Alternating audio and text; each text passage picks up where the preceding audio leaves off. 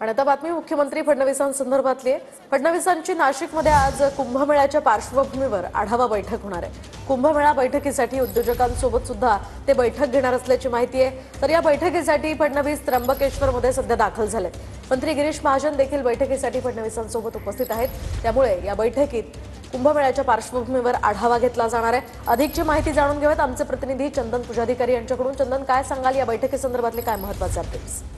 आणि त्र्यंबकेश्वरमध्ये होणाऱ्या सिंहस्थ कुंभमेळ्याच्या पार्श्वभूमीवर मुख्यमंत्री देवेंद्र फडणवीस आज नाशिकमध्ये आहेत।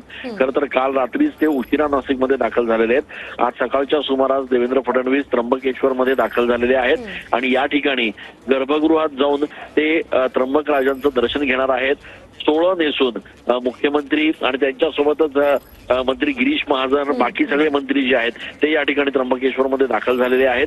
त्र्यंबकेश्वराची विधिवत पूजा केल्यानंतर या ठिकाणी कुशावर्ताची पाहणी देवेंद्र फडणवीस करणार आहेत। त्यानंतर नाशिकमध्ये देखील आगामी सिंहस्थ कुंभमेळ्याच्या पार्श्वभूमीवर नेमका काय तयारीचा आढावा आहे ते देवेंद्र फडणवीस या ठिकाणी घेणार आहेत आणि त्यामुळे या संपूर्ण दौऱ्याकडे राज्याचं लक्ष लागलेलं आहे। या दौऱ्याच्या दरम्यान देवेंद्र फडणवीस नेमकी नाशिकच्या संदर्भात काय घोषणा करतात किंवा अधिकाऱ्यांना काय सूचना देतात हे बघणं देखील त्यानिमित्तानं महत्त्वाचं असणार आहे। अगदी नक्कीच चंदन, या संदर्भातले अपडेट्स तुमच्याकडनं जाणून घेत राहणार आहोत। तुर्तास धन्यवाद दिलेल्या या सविस्तर माहितीसाठी। आपण पाहतोय सध्या देवेंद्र फडणवीस हे त्र्यंबकेश्वरमध्ये दाखल झाले आहेत। त्यांचं या ठिकाणी प्रतिष्ठानकडून स्वागत करण्यात आलं।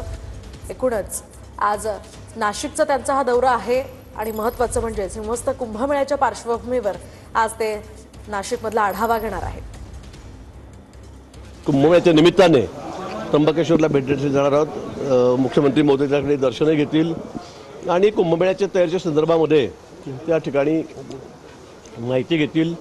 मग वाटतं याचा कुंभमेळा आपल्यासाठी एक चॅलेंजिंग आहे, एक मोठं आव्हान आहे। कारण आपण प्रयागराजला जर बघितलं तर एवढी मोठी गर्दी, अलोट गर्दी त्या ठिकाणी लोटलेली होती आणि म्हणून याही ठिकाणी मोठी गर्दी त्या ठिकाणी होईल म्हणून त्याची पूर्वतयारी आता 2 वर्ष पावणे 2 वर्ष राहिलेले आहेत आणि म्हणून त्याच्या तयारीच्या संदर्भामध्ये अधिकाऱ्यांशी चर्चा, त्या ठिकाणी प्रत्यक्षामध्ये जाऊन त्या ठिकाणची पाहणी मुख्यमंत्री महोदय